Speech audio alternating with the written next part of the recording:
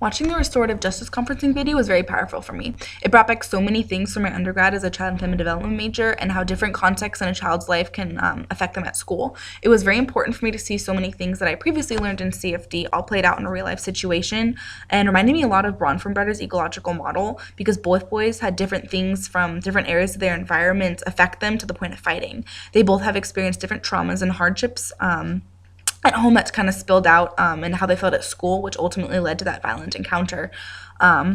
These boys both were dealing with major hardships at home from being bullied for sexual orientation, having a mom in the hospital, to a father in prison and possible drug-related instances.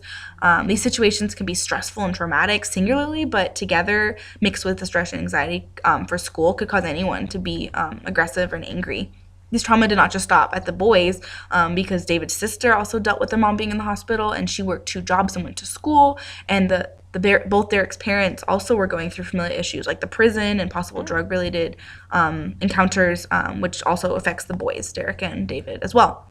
This video just kind of solidified my understanding for the need for and importance of being trauma-informed in a restorative justice lens and circle, but kind of anywhere really. You honestly have no idea what someone may have experienced or maybe going through right now that may affect them in other areas. Derek seemed to have a lot of built up anger and aggression from his home life experience that he unfortunately took out on David, and it kind of makes sense as a reaction to his specific context and trauma experiences. Someone who doesn't have a trauma-informed lens might have said, oh, he's just an angry black teenager and he should get expelled.